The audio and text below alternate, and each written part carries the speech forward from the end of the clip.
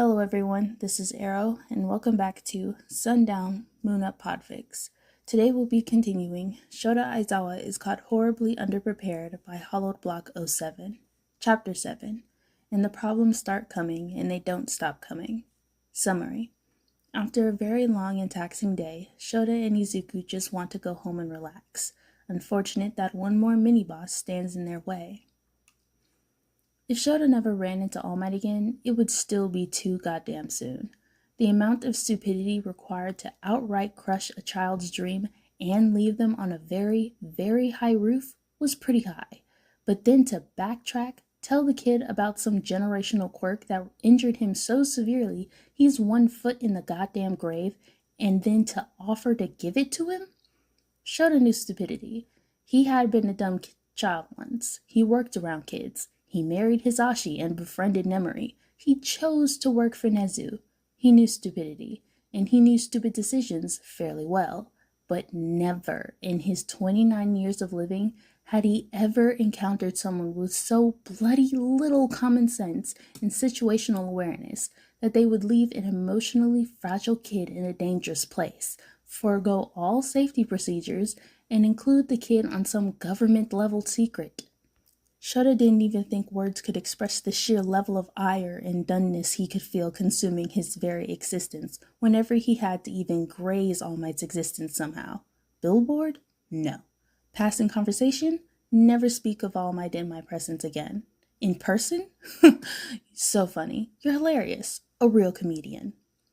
Shouta was just glad the day was over and that they didn't have to suffer witnessing any more emotional, draining conversations today. Where have you been? Why do you look a mess? Why is there a cat with you? An aged woman with a pink cardigan on and straight green hair, the same shade as the kid, was stood in the kitchen, right opposite the door they had just entered, a stern, oddly vacant look in her face. I would do a lot for this kid, but another stressful and draining conversation today? I think that's pushing it. Can we do this tomorrow, please? Oh, Mom, I've spent the past few days at the hospital working hard to support us, and you go around getting into fights at school, after school, and adopting strays? Am I not enough? Am I not good enough a mother for you? Tears welled up in the woman's face, and she looked at her son, ashamed and pained at once. I loved you and stayed with you, even when you were diagnosed quirkless, even when Hizushi left because of it, and you can't even live a peaceful life? You need to aggravate your classmates and chase that hopeless, unattainable dream? Dear, am I not doing everything I can for you? Why can't you do more for me? Izuku curled into himself, guilt seeming to be eating away at his confidence. You just what, Izuku? Why can't you just get on with school? Why must you cause so many fights? Why can't you be normal? The woman slammed a hand down on the side, tears flowing faster than before, and Izuku's own soon joined. It's not my fault, Mom. How is it not your fault? For years you've had this problem, and you've never once grown out of it. I've got another long shift starting tomorrow, and when I return from it, I want no notices from the school about poor behavior, okay? I've been lenient, dear, but I'm reaching the end of my tether. Do you hear me?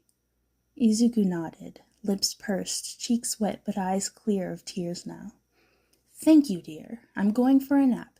You can take care of your own dinner, can't you? Without waiting for an answer, Izuku's mother swayed off to the room at the far side of the apartment and slipped in silently. Midoriya sighed and slowly pushed himself to the kitchen, fishing a can of cheap tuna from the cupboard for him and taking it to the boy's room, opening it and leaving it out for him. Aizawa watched the boy, tilting his head to hopefully convey his confusion at the boy's own dinner, looking at his own and back to the boy once more. I'm not hungry, not after everything that's happened today. And while Aizawa didn't approve, he could understand and respect the boy's decision.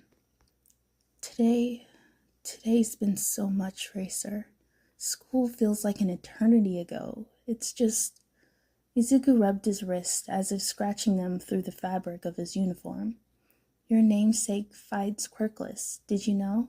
He has a quirk, but it acts more like leveling the playing field by giving his opponent a disadvantage than giving himself an advantage. He would be pretty weak if he couldn't defend himself besides his quirk. I'd like to meet him one day, I think. I don't know many heroes who tread the line of quirklessness like Eraserhead does. The boy looked around his room, at all the hero merchandise that covered the walls, most of it All Might merch. He seemed contemplative, and Shouta simply sat and watched, eating his dinner because I sat through some very tense and annoying conversations and events today. I need a break. This is my break. I think I'm gonna sell some of this to get you a bed and some other bits. All Might is just human. He doesn't deserve all this devotion. I can fill it up with other heroes too. I'll see if I can commission an Eraserhead poster or something. The boy smiled, looking at Shouta with excitement. He worried the boy wouldn't be able to channel for a long while now. The kid had agreed to train with All Might and to consider taking his quirk, but something in the boy's eyes seemed colder than when he spoke to him before. Maybe he was rethinking his decision. Maybe he'd been disillusioned, and Shouta prayed that the latter wasn't the case. To be disillusioned at such a young age was a tragedy, though admittedly it was a common one in life. Shouta quickly finished his food and jumped up onto the boy's bed with him, curling up on the pillow as the boy scribbled frantically in his book.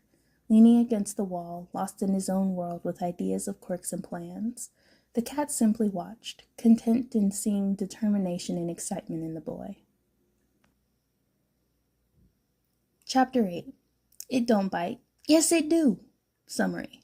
All Might trains Midoriya. Not very effective. Aizawa trains Midoriya. It's super effective. Izuku had intended to head to the beach by himself at 5 in the morning to meet All Might, but Shouta decided that he was just feeling a little silly and would be accompanying his kid to meet the idiot. Izuku seemed to resign himself to his fate oddly easily, and Shouta wasn't about to complain about that. The walk to the beach was pleasant. Izuku spoke at length about All Might's strengths and weaknesses in fights.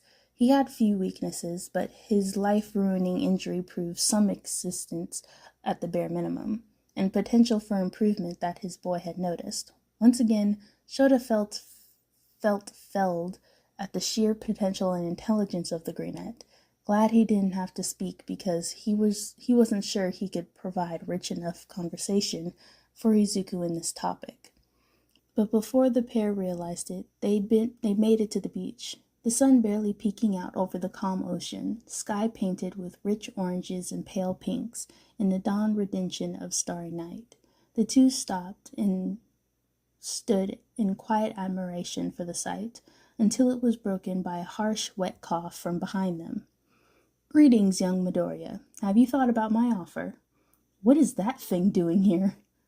All Might's voice pitched up in childlike fear at the black cat, which Aizawa took immense pride in. It's my emotional support cat. He doesn't bite. Yes, he does, my boy. Midoriya huffed, a small smile on his face, and Aizawa rolled his eyes, amused. Seems they both were educated at the very least in memes, even if All Might had no idea what he'd said to amuse them. I have thought about it, and I think I'm willing to take the responsibility of becoming your successor. One for All will help me to help people, and that's all I want. The Greenette smiled sheepishly, looking up at All Might. That is an admirable goal, and I think it's one you could easily achieve with some training. We will start today. Midoriya squared his shoulders, determination burning in his emerald eyes. In order to use One for All, you must build up sufficient muscle mass to wield it without turning all the bones in your body to dust. The Greenette paled, but said nothing, steadfast in his decision. So you will be spending the next few months cleaning up Dagoba Beach. There are all kinds of rubbish for you to carry off, from cans, bottles, to fridges, and I believe I saw a ruined car not too far from here. This will be perfect strength training for you. Aizawa meowed, trying to express his discontent. Yes, sure, meeting the prerequisite to hold this quirk was important, sure. But what about combat, speed, flexibility, form? So many factors beyond one's quirk went into making them a hero, that this felt unprepared. Did All Might even know how to teach? His kid looked down at him, curious, trying to analyze what he'd meant, and he did his best to mime punching, and Midoriya nodded in understanding. Can you help me learn how to fight as well? All Might looked at his successor confused for a second, before exclaiming his agreement hurriedly, as if he had not realized the boy was inexperienced. He's such an amazing teacher. Practically perfect, wasn't he? Of course, my boy. I'll start with that, I suppose. So the stance you want to try and fight in most often when you're not moving is this. Cheeks clenched, back straight. It's intimidating and sends a message. Midoriya mimicked the stance of the hero, and Aizawa meowed again, because that was a ridiculous stance, completely impractical for a regular fight.